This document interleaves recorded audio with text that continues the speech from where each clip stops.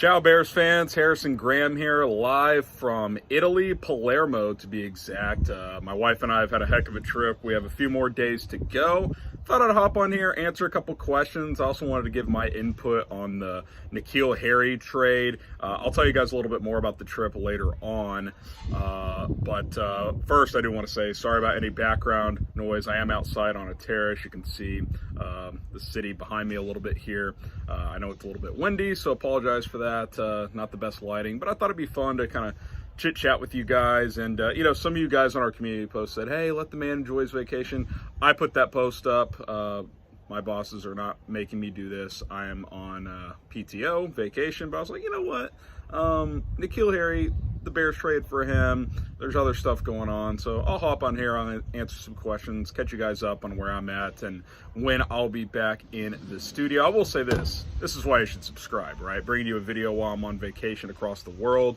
Hit that sub button, it's 100% free. We're almost at 48,000 subscribers. Shout out Matthew Peterson, who's been doing some videos while I've been gone. I've obviously had some videos that I pre-recorded go out as well, but appreciate his work. So hit that subscribe button for more Bears news and rumors, as there is a baby crying downstairs somewhere. So who knows what you're going to hear on this video. So I got a lot of N'Keal Harry questions, so I'll just kind of react to the trade since I haven't really been able to do that. I sent a tweet out. If you saw that, at HGrahamNFL on Twitter, also on Instagram, but I'll expand here. So 2024 7th for N'Keal Harry. Like I tweeted out, I think it's a worthwhile dart being thrown by Ryan Poles, and wow, that baby is really picking it up here.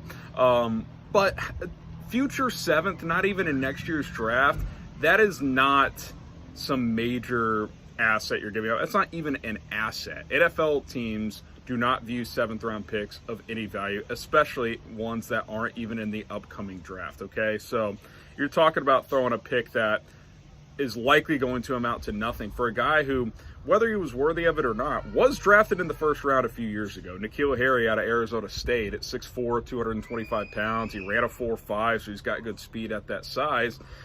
He has some talent in there. He's flashed it at times with the Patriots. And remember, keep in mind, too, he hasn't exactly had stellar QE play. Yes, Mac Jones played pretty well last year, so can't really excuse last year's not great season to quarterback play, but the year before, it was a combination of Cam Newton and Brian Hoyer for a little bit. And then the year before that, yes, was still Tom Brady, but Harry was not ready for to have a big role as a rookie. I'm curious to see what happens here. I think he could be penciled in at anywhere as high as wide receiver 3, maybe 2. I don't think 2. I don't think he'll jump Byron Pringle or probably even Velus Jones Jr. I think he's competing with the guys like Equanimeous St. Brown, Tajay Sharp. David Moore obviously got arrested, which PD covered for you guys. Dante Pettis, Daz Newsome. I think he's in that realm, and there's a lot of competition for, wide receivers 3, but really 4 through like 8 to see who's going to crack this 53-man roster. I think Harry will probably make it. I hope he makes it, because you did trade, albeit pretty much nothing for him. You'd like to see that pay off and him be on the 53-man roster. He's big, he's physical, he can high point the football. We'll see. He seems excited to be here. He tweeted about that. So I'm excited. I think it's a good trade. Worst case scenario, he doesn't make the team. No harm, no foul. Future 7th, not a big deal. Best case, he comes in and he contributes for your team. I don't think he's ever going to be, a 1,000-yard receiver, which is what the Patriots were hoping when they drafted him. But could he come in, catch 30 balls for 400 or 500 yards and a couple touchdowns? It's possible, right? Somebody's going to have to catch some footballs for this team beyond Darnell Mooney and Cole Kmet and the running backs and Pringle and those guys. So we'll see if N'Keal Harry is able to do that. Do you like the trade? Type L for like, type D for dislike. I like it because, again, you gave up basically nothing for a guy who's drafted in the first round just a few years ago. All right, I'm going to pull up my phone here. Recording on my wife's phone, pulling up my phone with some questions here. I did get a few people, and someone tweeted this at me, I can't remember who, asking about, how about trading for Orlando Brown? He wasn't signed to a contract. He's under the franchise tag with the Chiefs, which, by the way, he actually has not signed his franchise tender, so he can not report to camp without a financial penalty. Look, I talk about the Chiefs for Chat Sports as well, cover them. Chiefs aren't going to let him go. It sounds like they were fairly close to a contract agreement. Did not happen, but both sides, I think, want to be in Kansas City. Obviously, he'd be a great fit in Chicago. You plug him in at left tackle, and then left tackle through center, you'd feel pretty good about. Orlando Brown, Cody Whitehair, and Lucas Patrick, I think that's well above average. Right guard is still a major question mark, as is right tackle, which is going to be Larry Borom or Tevin Jenkins, it appears. Obviously, Braxton Jones would slide back into being a backup role, or maybe he competes at right tackle in this scenario. But if you're asking me if I'd rather have Orlando Brown or Braxton Jones, sorry, Braxton, I love you, but I'm going to take the proven commodity in Orlando Brown Jr. when pick it up a little bit here. You're talking about probably at least a first and probably more to get Orlando Brown. I just don't see it. Obviously, the connection with Ryan Poles, he was with the Chiefs last year, overlap with Orlando Brown, and we know Poles values offensive linemen. I just don't see a scenario where the Chiefs let him go. He's on 16-something million franchise tag this year. That's a pretty good price for a tackle of his caliber, so I don't think it's going to happen. Would you like to see the Chiefs trade for, the Bears to trade for Chiefs tackle Orlando Brown? Obviously, I'd be interested. I just don't think it's going to happen. Type T for trade, type P for pass. Get your votes in down below. All right, we'll do a little rapid fire. T. Blair, with us having a boatload of money next season, what could we like to see the Bears pursue? A little bright out here, hard to read some of this. Look, obviously, probably another receiver, more offensive line. Edge rusher is a spot you could see the Chiefs invest next year. I don't think Robert Quinn will be on this team beyond this year. That would surprise me, so I think those are a couple of different spots. And then, of course, some internal stuff. Roquan Smith extension. Darnell Mooney will be eligible for an extension that year. You got to make a decision on David Montgomery, so a couple of contracts coming up here. Let's see. Realistically, how much of the remaining cap do you see us using the rest of this offseason? Probably not a ton of it. Maybe one or two more minor signings. Realistically, the Bears want to roll cap over. I'd still like to see them sign a veteran offensive lineman. I don't think they'll make another move at receiver after the N'Keal Harry trade, but potentially something could happen there as well. Let the man enjoy his vacation. He can answer questions when he returns. Again, I made this post, not my boss's, so doing this at my own will, Eric. Appreciate that. Let's see. Trying to find a different question. He's going to need that vacation. Dingleberry says it's going to be a long season. Look, we'll see. We'll see. I saw Keyshawn Johnson said only 2 to 3 players on this roster would even start for other teams, which, by the way, is bogus. I'm not going to sit here and say it's a top 10 roster in the NFL or something crazy like that, but just off the bat, guys that would for sure start for a lot of other teams. Darnell Mooney, David Montgomery, Cody Whitehair, Lucas Patrick, Cole Kmet, believe it or not, would start for at least a third, if not half of the league in the NFL. That's just 5 guys on offense without even blinking, and obviously there's question marks on offense. Defense, Robert Quinn, Roquan Smith, yes, Eddie Jackson would start for a lot of teams. Jalen Johnson would start for a bunch of teams. Quite frankly, the 2 rookies, Jaquan Brisker and Kyler Gordon, would also probably start for several teams. So that's over 10 guys right there. Nicholas Morrow would start for a good amount of teams. He was starting for the Raiders for multiple years before he got hurt last year. So that's without even looking at a roster in front of me. So I'm not going to say this roster is awesome, but 2 to 3 guys, that's a bit of a stretch. Let's see. Are we keeping Montgomery with Herbert and Ebner on the roster? Does it make sense to pay him $10 million or more per year? Probably not. I would not pay him that much. That doesn't mean they won't keep him, though. They could tag him. He could agree to like $8 million per year. If you could get him at like $8 per year, I'd be interested. I honestly think it'll depend on how he plays in this offense this year. If he balls out, you're going to have to think about it. If, there's not a huge difference between him and a guy like Khalil Herbert, then you probably let him walk, or maybe you tag and trade him. We'll have to wait and see. Let's see. What game do you think will solidify us as Kings of the North this year? Hashtag playoff bound from Chaz Mitchell.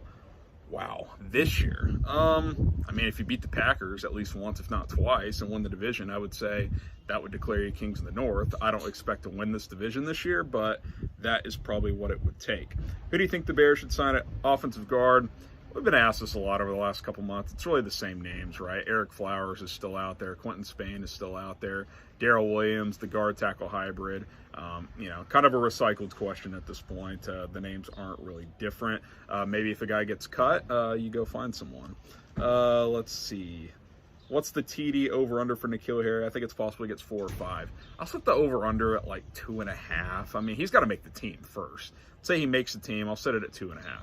If you get 3 or more out of him, great trade. I mean, if he makes the team and contributes at all, it's a great trade, because guys who are drafted in the 7th round, which you gave up a future 7th round pick, don't typically even make rosters. So that would be a nice pickup. Do you think Jaquan Brisker or Kyler Gordon are Defensive Rookie of the Year candidates? Probably a long shot. It's harder for a defensive back. It's easier for guys who are compiling a lot of sacks. But say Brisker has over 100 tackles and like 5 or more picks, maybe he could make it. But pretty unlikely for those two guys. But I still think they'll have great years. Can I hear FGB have a great vacation? Get the FGBs flowing in the comments. I have had a great vacation. I'll answer a couple more, then I'll tell you guys a little bit more about it. What's the report on how Trubisky is doing compared to the other QBs in the Steelers?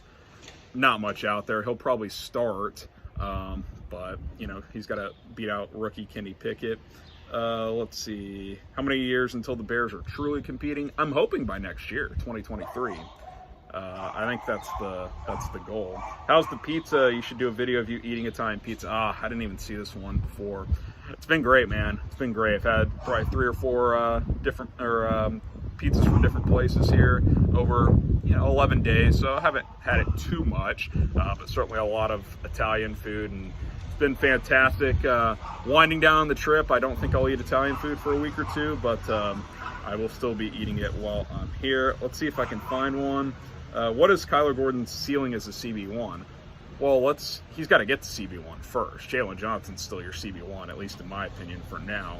But I think his ceiling is a guy who can lock people down and create takeaways. He's got the athletic traits and the ball skills to do it, so I'm excited to see what he can do. All right, there we go. Some rapid fire questions. I'll tell you guys a little bit about the trip, but then I'll sign off here. So I guess not last Tuesday, but not this past Tuesday, but the one before, flew out to London and then to Milan. And let me tell you something about the Milan deal. So our connection flight got canceled because flying's crazy right now. So we were in London for about 6-7 hours. Then we flew out at about 9 o'clock that night, got into Milan at about midnight. We're like, okay, it's a little late, but no big deal. Catch a cab to the airport, or catch a cab to the hotel, sleep for 7-8 hours, and then catch a train to Florence, which we started the trip on. I'll tell you guys about that in a second. Not so easy, because guess what? When we landed in Milan, there was a cab strike going on. Probably something about the wages for cab drivers, not really sure completely what's going on there. So we couldn't get a cab. No Uber drivers available. So my wife and I kind of took a nap at the Milan airport from about 12, well, really 2 until about 5, because for a couple hours we were trying to figure out a ride, but that wasn't going to happen. Our hotel was 20 miles away. There's no way we could walk. So we kind of just chilled at the airport, watched some Netflix, dozed off a bit, and then the trains picked back up at about 5:30 in the morning. So got to the hotel about 7 a.m. because there's a bunch of stops, and slept for about 3 or 4 hours because we had to check out at 11. So probably got 3 hours of sleep. Caught a train to Florence. Took another nap there after we ate some pizza, which was the first meal, and it was fantastic. It was just what we needed after a long day and a half of traveling, basically. Spent 4 days in Florence. Awesome city. I encourage anybody that is able to go. I actually got a DM. I don't have the guy's name in front of me. Brad something, I think. He actually lives over here outside of Milan. So he says he loves it here, and I can see why. It's been awesome. Florence for 4 days. Went to Venice for a night for our anniversary. I've been posting on Instagram at Graham NFLs, where I've been sharing the stories. Also my personal account, Harrison L. Graham. Venice was awesome. The whole city's on water. Go look it up if you don't know what I'm talking about. It's kind of hard to explain it. Then we came down to the island, Sicily. We started in Taormina, hit the beach for a couple days, went to Cefalù, hit another beach there, and we're wrapping up here in Palermo. I'll kind of show you guys around here. You can kind of see the city here. Pretty cool as I'm hanging out here on this terrace. Hopefully I don't screw up the camera angle too much there, but been great, man. Here for a couple more days, fly back Monday. I'll be back at work Tuesday for a live show, so don't worry about that. That'll be fun, and then we'll have about a week until training camp. So wanted to take a vacation during the downtime of the calendar so you guys don't miss too much. Again, shout out to Matthew Peterson. He's been filling in. He covered the N'Keal Harry trade and did a couple other rumors roundup videos as well. He's been great. I still have a couple more videos that are going to go out before I'm back on Tuesday, so be out on the lookout for that. So please subscribe. Let's try to get to 49,000 subs before I'm back on Tuesday. Can we get there this Tuesday? I think we're about 250 away. That's my challenge for you guys. FGB, ciao, all that good stuff. Here is my wife, Hannah. She says bear down. Bear down, but go Cowboys. She's a Cowboys fan, you know. I don't know if I showed that camera right, but I'm signing off. Appreciate you guys. Bear down. Ciao from Italy, and I'll see you soon.